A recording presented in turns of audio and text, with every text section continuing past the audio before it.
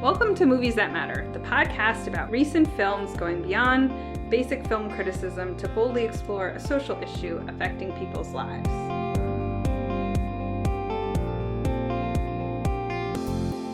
I'm Nicole, and with me today is... Justin. And what movie are we overanalyzing this week? Rustin. So, starring Colman Domingo as the titular Bayard Rustin, who is an advisor to Martin Luther King Jr., who dedicates his life to the quest for racial equality, human rights, and worldwide democracy. However, as an openly gay black man, he is all but erased from the civil rights movement he helped build. What did you think? I really enjoyed the film. I went in and I'd heard a little bit of hype about it, but I didn't know a ton. I'd seen a few things in like the press about it. But when I said, and it was also my first time, the theater I watched it in was E Street Cinema. Never been there before in DC. Really liked it. I had to sit upright the entire time, and I was salty about that. Yeah, it was a little. The seats do not recline. Yeah, well, yes, they did have like those, but I could order a beer while I was watching the film, so that was great. But I enjoyed it. Like the Colman Domingo was, I thought, spectacular in the titular role, and yeah, it really good civil rights film, but I didn't feel like they were preaching to me, if it makes sense. Oh, that's interesting. Well, at least I guess what I consider preaching in the civil rights film. Yeah, I liked it. It was a bit of a mixed bag for me, I would say. I thought that the editing and the pacing in the beginning didn't work very well. Like, until we got into planning for the march, all the sort of backstory prequel stuff on his life didn't flow very well in the narrative. And I was like, I want some more. It just was like, now a scene about this, now a scene about that. And then like once the movie got going, then I was like, this is really good. I'm really interested. I really like this.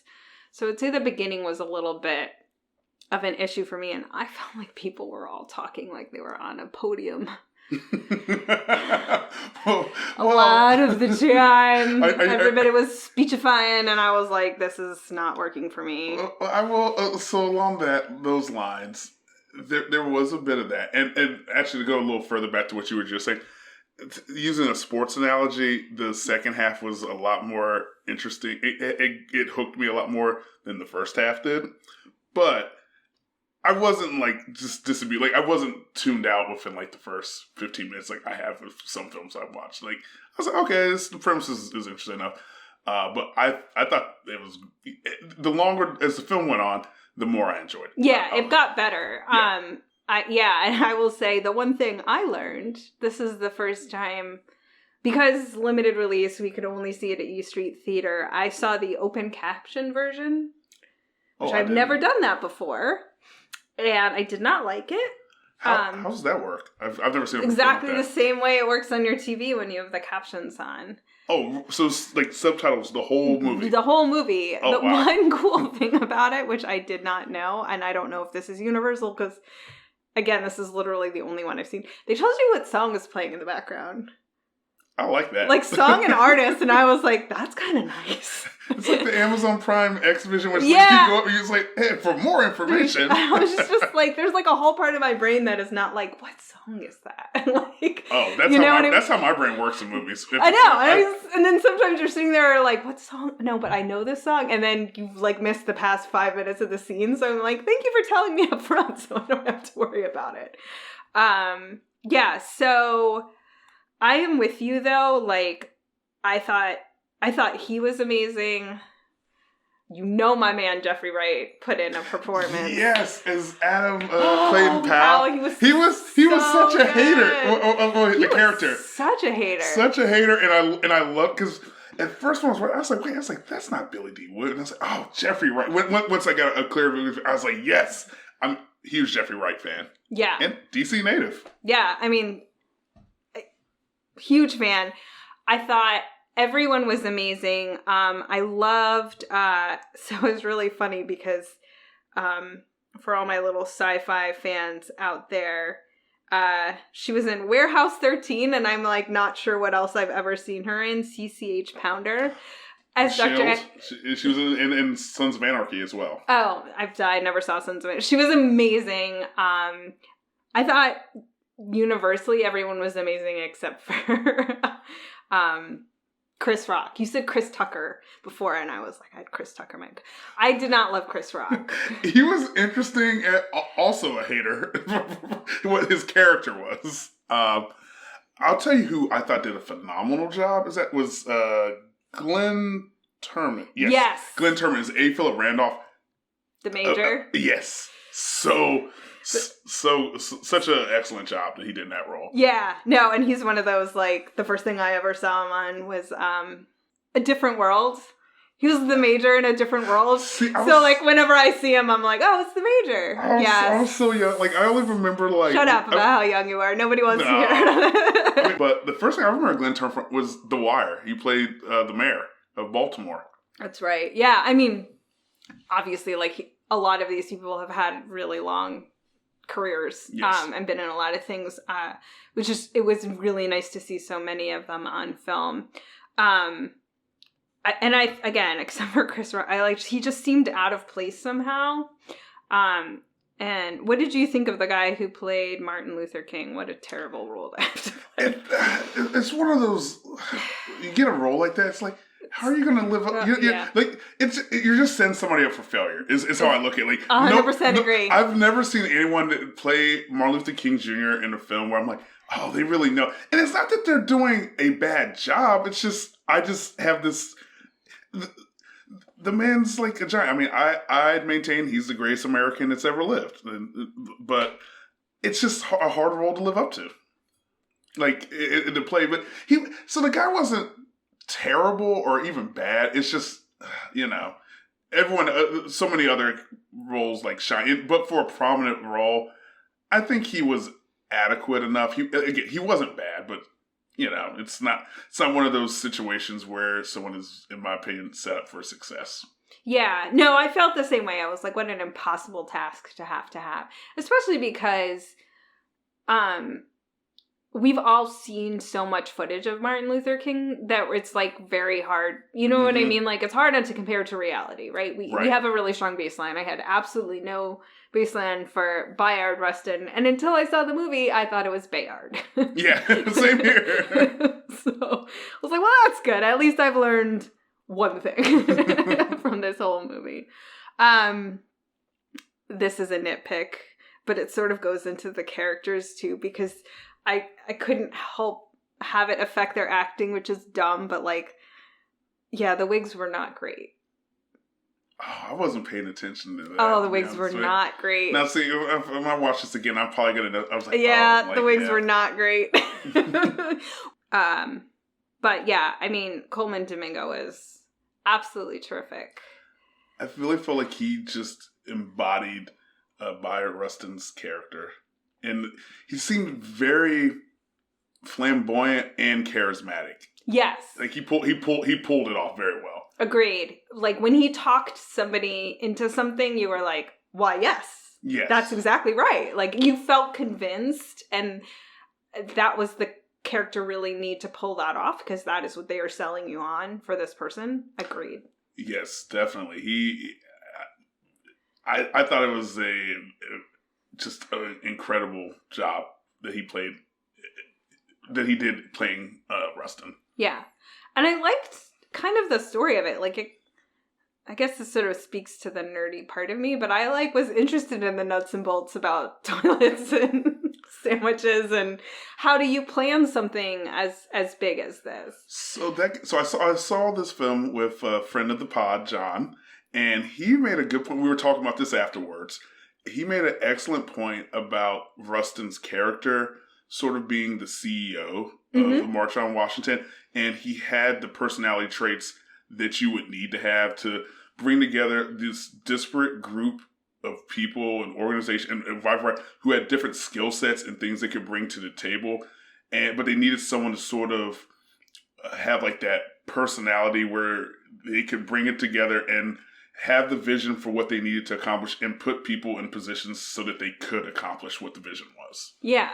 And I think Domingo did a great job portraying a character believably who could pull that off and who did pull it off. Yeah, no, I agree. And again, and I thought, like, I actually could have used more of that in the movie. Like, the nuts and bolts of how this all came together was more interesting than they probably, at least to me, and maybe not to general audiences. Like, I was like, they probably thought we would find this all boring, but I was like, no, but how did they get those buses? Right, I was like, I'm actually really interested in this. Like, tell me more. And along those lines with the nuts, how CCH Pounder's character, I am blanking on her name, but I appreciate how she was looking at the program. Dr. Anna. Yes, and she said, I see there are no women speakers here. And that was a very good thing that I'm glad they included in the film. Yeah. Yes, I made a note of that as well. I thought that was really important that they had her there. And that in this story that was mainly focused on how queer people got conveniently written out of the civil rights movement. She was like, here are all these female leaders in the civil rights movement, and you won't even put them on stage. Right. And how women's contributions got written out as well. I thought, good for them for like, yeah, I agreed. I was like, that was such a necessary, it didn't need to overwhelm the movie. I thought they balanced it out really well. And I was like, yeah, like all kinds of people are getting written out of this. Right. And she really had a presence, I felt, in that role. I thought the younger actors all did a really good job as well. And especially, I like the actor who played John Lewis representing Snick. Yeah, that was good. Yeah. I think the thing, like the biggest issue that I had with this movie, other than the sort of slow beginning, was the official Movies That Matter term, yucky love stuff.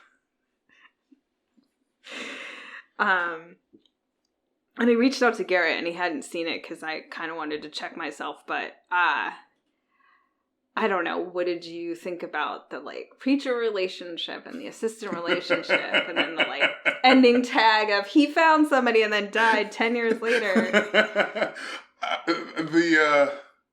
The relationship for, I don't know if they ever did anything physical, but with him and the preacher was not surprising. And what I could just kind of tell by how certain things were going. I was like, oh, that's the direction this is going to go. Which, it's actually, that is the thing to explore, where this man clearly he he's living one life, but his inclinations and nature seem to be another way, and it's just the choices he made. And his wife obviously was well aware of what the situation was.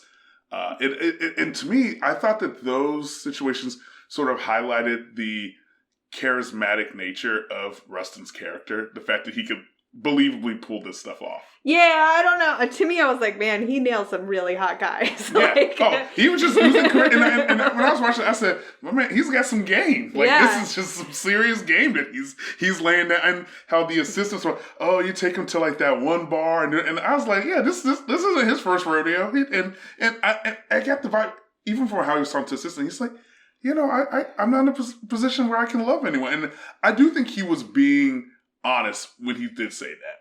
At least that was my impression. Yeah, I guess I felt like, okay, so a couple things. I will say my absolute favorite line in the movie was when they referred to Martin Luther King and his queen. Yes. Which they then ruined by following up with, and I don't mean Coretta. And I was like, we all knew what you meant. Right.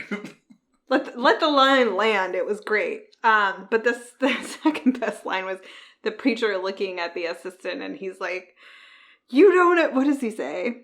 He's like, you don't abandon family while he is cheating on his wife. I was like, do you have a leg to stand on? I'm sure he's going to, well, that was different. Yeah. I guess I felt like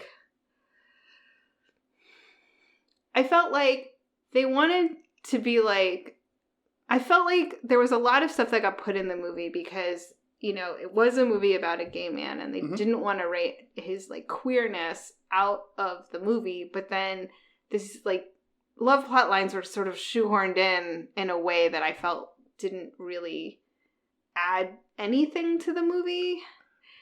I was like, this is a movie about his professional life. Like, why are you trying to muddy the waters here? Well, I think they may have been able to accomplish, say if they had toned down the romantic dalliances he was having, tone that down a bit. If they wanted to focus more on his sexuality, you have plenty of material to work with, how the NAACP was. What was Chris Rock's character? Was it Roy Wilkins or Roy? And Jeffrey Wright's Adam Clayton Powell, how very much intimating. It was everyone knew that Rustin was gay, and basically saying, "Well, we can take this to the press and ruin it." That sort of Damocles hanging over his head. Yeah, and then I felt like, and this is where I wanted Garrett to kind of gut check me on this. I also felt like then they were trying to sort of shoehorn in the yucky love stuff, but in this really heteronormative way, where it was like, you can't commit, and I'm sad about that, and then the ending of he finally found a partner, and I was like, I mean, your man was doing stuff with 2 men in a car in Pasadena. It's cool if monogamy was not his bag, and stop trying to make this fit a certain narrative. I think that was a sticking point for me too about adding the yucky love stuff. Yeah, and that kind of goes back to where I said I didn't get the impression that Rustin was necessarily leading any of these people on, but so much. Maybe he was. I don't know, but yeah, like you said, this hey, that seemed like that was his get down. Yeah, and it was fine. And having him go into bars, I just didn't. I felt like, again, that's the definition of yucky love stuff. It's love stuff in a plot that really doesn't call for it, and it just seems shoehorned in there. And I thought also at the end of this movie, I could hear everybody else in the movie theater sniffling. Mm-hmm. It was very emotional, and the thing that really stuck with me, and this goes sort of to the point that John made about he's the CEO character, but at the very end, after the march, you see someone picking up trash. He goes and is doing it, and to me it shows I'm not above doing some of the most something that most people consider very menial, because as he did emphasize throughout the film, hey, people have to do this too, and there's still dignity to this level of work, and that's actually something that I very much remember in my upbringing from my parents, is that you don't ever look down on don't look down on somebody just say they're a janitor or whatever. Somebody's got to we live in a society. We need trash and things like that have to be disposed of. Somebody has to do it. It's an honest job. Right. But at the same time, you see him find his own dignity in the work because the powers that be have said, you don't get to be in the room where it actually happens, right? Mm-hmm. Right? So it's right after they all go in to meet with the president. Right. And he can't come. Right. And there's a moment. There's two great betrayals in this movie. There's a moment where he gives Chris Rock, Roy Wilkins, the out. He's I mean, I understand if I can't be there. And then you kind of hold your breath for a second because you're kind of hoping that he's going to insist. Mm-hmm. And then he doesn't. And then you're oh, God, no. Waterworks. Thank you for your service. Step aside. And it's so tragic. It's so completely tragic. And then, and he's and he just is I've been in service to the larger cause, and that's good for me. And you're kind of sitting there it's not good enough for me. This is some BS. The most emotional scene for me was when the Pasadena arrest was, I guess, leaked or out. He was put out there for the press. But when you see the press conference with Martin Luther King Jr. and A. Philip Randolph having his back and being very adamant that their support from him, that was very powerful to me. Yeah, I liked the part where they're all sitting in the meeting when Powell's going off, and Glenn Turman is we are moving on. We are talking about this meeting as a journey. He just wrests control of the narrative. And shuts him down, I thought. But yeah, so I was going to say, the first big betrayal is when he puts in his resignation. Mm-hmm. At the beginning of the movie, he is told to leave, and he thinks Martin Luther King is going to stand by him, and he does not, which leads to a falling out. And I'm like, I don't know if I'd be able to forgive him for that. Well, he kept saying how the cause was like he had a vision and a purpose that he was working for, and he achieved it. Like, he got, like, it's one of the most iconic speeches in American history, or events, really. And, like, it's the largest demonstration, protest. Well, I don't know if protest is the right word, but largest peaceful gathering that's ever happened on a national mall. Yeah. I know, but like, it's not like I didn't think he did the right thing, but there was a part of me that was really angry that he had to go down and like make the overture to Martin Luther King when like King owed him the apology there. And then, like later on, King does have his back. In a very public setting, in public way, and you're like, okay, I guess he's forgiven. But I was like, that was really hard to stomach. There was also some symmetry with how that meeting at the very beginning of the film goes versus the one where Adam Clayton Powell's doing it. I really thought he was going to call Martin Luther King Jr. or tell him he's not the HNIC here. That was so funny. That was hilarious. Yeah, I did. Yeah, that was really funny. Just that whole scene, like Jeffrey Wright was so good. So I thought, I think that like in lesser hands, like if Colman Domingo hadn't been as good as he was, there was not enough scaffolding around the rest of the movie that I thought was really strong. I mean, again, I thought the performances were strong, but I think it covered up for some fairly mediocre writing. But like, you are with him. Yes. Like you are just totally with him. He is totally believable as this confident, inspiring man. Like, you were just so with him the whole movie. Like, quick question for you.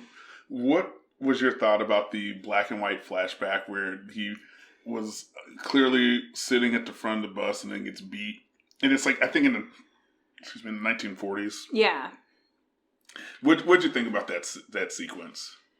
I mean, so I thought a couple of things. One, so this movie did a weird job of like, it didn't know when to have exposition and when not to have exposition. Like, sometimes things were left unexplained that I was like, I'm not super knowledgeable about this, guys. Like, I could use a hint. And then there were things that were explained that I'm like, no, that was really obvious. But so like, you have the sort of flashback in the beginning of the movie to Ruby Bridges, yes, to the Greensboro lunch counter demonstration, a different lunch counter demonstration, like just sort of seminal moments, which are like all in color. Yes, but then that flashback, then that flashback was in black and white, and I was that's what I was getting at. Was it? Yeah, it was like, that was.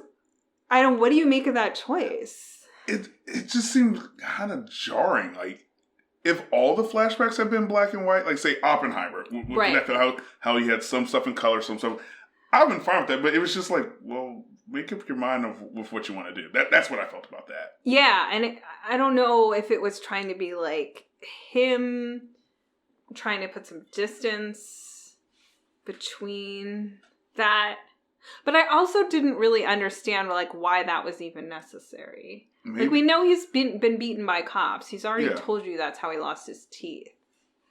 Maybe it was black and white because it was him personally. Yeah, I'm not maybe sure. I don't know. Because the Pasadena thing was in black and white too. Okay, so then maybe so both his flashbacks are in black and white. Yeah, so that's probably what they were going for then. But you're like, yeah, I agree. It was like a weird choice in the context of the movie, and I actually really, again, with the lack of exposition, I loved the opening of the movie. Mm-hmm. I don't know. To me, like, Selma has one of the most memorable openings, like, borrowing on a historic sequence of events so that, like, you are watching something unfold and you know it is going to go horribly wrong, right? Mm-hmm. Like, I don't know if you remember, but it was like so ingrained in my memory of like you just watch the little girls and you're just like, oh no, oh no, oh no. Like it just like grabs you by the guts from the moment that movie starts. And I was like, so I think that's sort of like, that's a bar that not many people could reach. But I thought this movie just having sort of the silence and these like super, again, memorable images, right? Yes, very iconic. Iconic, like we've all, I mean, the famous Norman Rockwell, like we all know these images. We've all seen them. I mean, we all is a loose term for Americans of a certain age. And I was like, I really loved the recreation of those like events without exposition, just like letting them stand as they are and assuming you knew what you were looking at.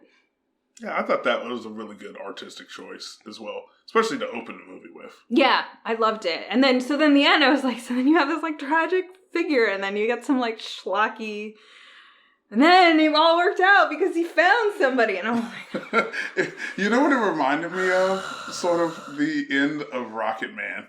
When they were talking about Elton John, like it's a similar sort of thing where you get like the text on the screen. And I was like, oh, okay, I guess. I don't know. It just smacked of like, but he found love, so it's okay that he was written out of the civil rights movement. I'm like, those two things have, one, nothing to do with each other, no. And two, like one does not compensate for the other in any way, shape, or form. And so I was like really mad about that. And I was like, you ended in such a perfectly beautiful moment. Could you not have just let that sit with us?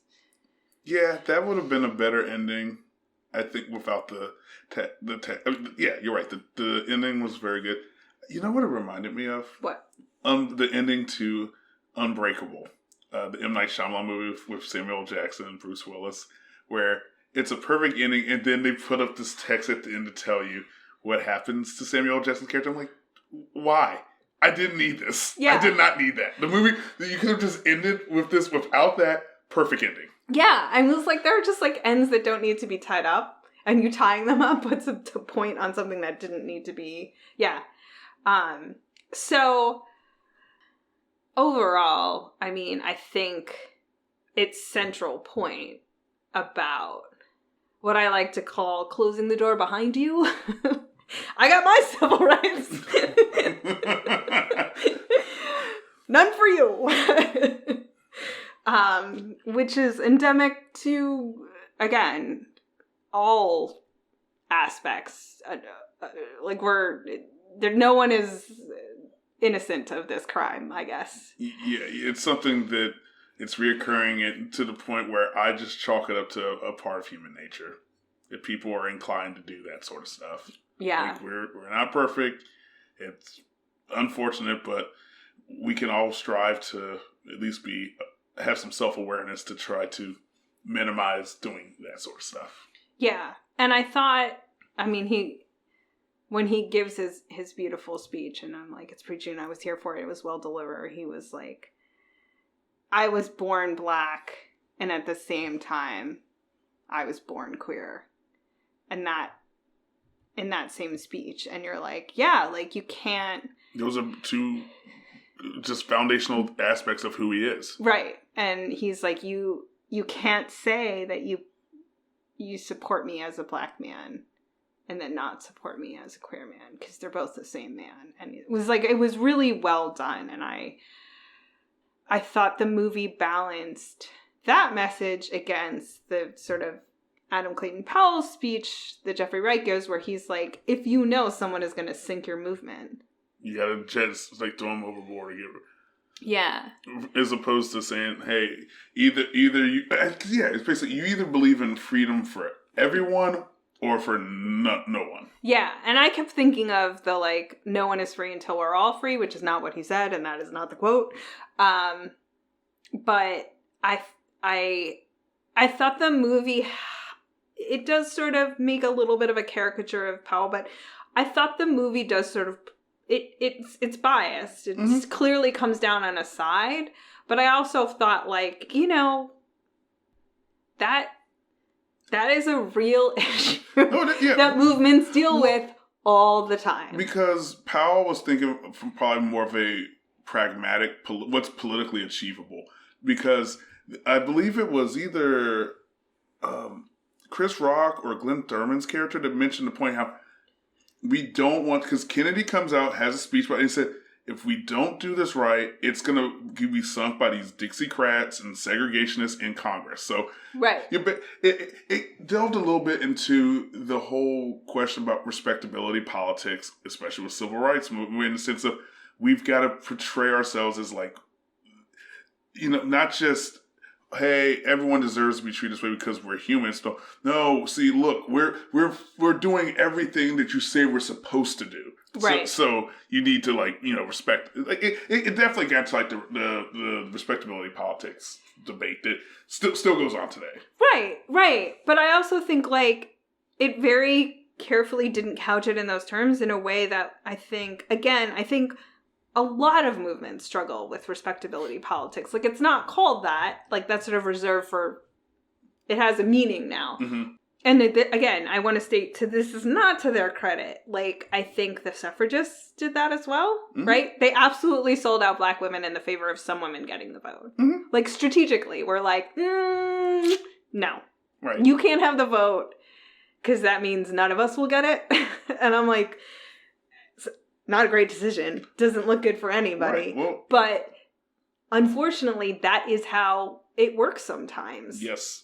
Well, even the NAACP with the Legal Defense Fund and their strategy for winning civil rights cases, they were very judicious in who they picked as the plaintiffs. Right. Because they realized we might only get one shot at this, and we don't want to have someone that a jury or these federal judges look at and just say, no, I'm not doing this for this person. Right. So I thought the movie did a really good job of portraying both sides of that issue, slanting it in favor of one side, but also showing you like, these aren't easy decisions to make. I did feel like they, at one point they reveal that Rustin is Quaker. I'm like, of course he's Quaker. And then they hold him very much tracks. Like not serving in the war against him. I was like, he was a Quaker. Right. But I felt like his impassioned desire for nonviolence was like, if anyone was going to convince me that nonviolence was the way to go, it would have been him. Like, the arguments he gave and the way that they were delivered in that movie, I was like, that is solidly the most convincing argument I've heard. I still don't agree with you. and I think that just points to the level of charisma that he had. Like, to convince people of, like, that perspective. Charisma and... Again, I came away from this movie feeling as, like, how deeply and sincerely and authentically it was felt. When I say he had charisma, he wasn't out here, he wasn't a snake oil salesman. No. Or, like, one of these televangelists that you see on TV. He very much believed with what he was, like, and I think that's why it was so effective and powerful, because you could tell... You know when someone is saying something and they believe it with full conviction, or if they don't. You can just tell that. Yeah. And he very much had that conviction here. Yeah, and I thought that was really affecting in the movie, that it was like he had this vision for society that was so deeply held for him, and how there was a place for that in the movement, but there was also like, you actually do need the cynical pragmatist and everybody else just sort of play their role. Sort of like the incrementalism versus all or nothing approach. Well, at least I feel like they were well, his wasn't all or nothing. Well, maybe to a degree. He definitely had an ideal vision of what American society would be, and then the Roy Wilkins and Adam Clayton Powell's were very much having a incrementalist approach, at least in my view. Like, yeah, he said, "Hey, what's achievable here? Let's get that, and then move from there." Because they're, Powell's in Congress, and they're thinking we got to deal with people like Strom Thurmond, who's going to get out here and filibuster anything that we're trying to do. Right, and there is a brilliant episode of the now defunct podcast Call Your Girlfriend, where they talk about like liberal movements have always had infighting. I think it's just because you have a large correlation of varying and they were interests. like, stop complaining about infighting. Infighting is good. Infighting is healthy. And like one of the things that I think people don't give enough credit to is like none of these things work in a vacuum. And an incrementalist ideology is fine if you have the radical ideology to back it up. But without the threat of Malcolm X, there is no Martin Luther King. Yeah, I think it's sort of a yin-yang. Because then Martin Luther King is the radical and everybody ignores him. Like, you needed to have the boogeyman of a more radical... And this is true of the environmental movement. It's true of any movement, any social movement. You have to have the radical fringe to force people to actually negotiate with whatever is considered the more reasonable middle. So it's like... And I thought, that wasn't part of the movie, and that wasn't the point they were trying to make. But I'm like, yeah, incrementalism is fine, but incrementalism only works if you got someone crazy in the wings. Well, and sometimes it's about shifting the Overton window. Yeah. And that's how you get incremental progress at times. Like, the window has shifted. Overton window, for those that don't know, is the concept that you can shift public opinion on issues by taking what people consider more extreme views from one way or another. And it sort of has people view like, what's considered the middle can shift one way or the other. Right. So like more radical views become normalized over time. Right. Yeah. Trump is working really hard to shift that Overton window, and it's working. I'd argue if just the current Democratic administration, the Overton window for liberals has definitely shifted too, as far as like policy. It's for trans rights, for sure. Yeah, I mean, Biden is doing things like as far as like you can just tell like that window has shifted. Yeah, on Democratic and Republican policies. Yeah, that's true for sure, and I think. But I think, like, when you talk about the things about the pieces of respectability politics and incrementalism and all of the strategery involved in that, it does... Okay, it was a communist. Like, that is its own issue and problem and bias and Red Scare and blah, blah, blah. But, like, him being queer is, like, not in that same category, right? Right. Well, that's a perfect example of Overton window shifting. Like, people's views on gay marriage in America. That's a prime example. And the thing about his affiliation in the past with Communist Party, I did do a little reading on some of the other characters, or other figures, I shouldn't say other figures in the movie. So, Wilkins was very much a anti-communist. So that tracks with some of his reticence and unwillingness to really engage with Rustin.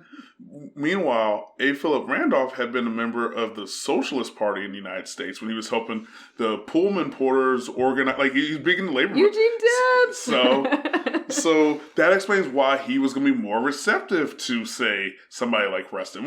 I think they did a very good job of showing the personalities of the figures who were relevant to the story. Yeah.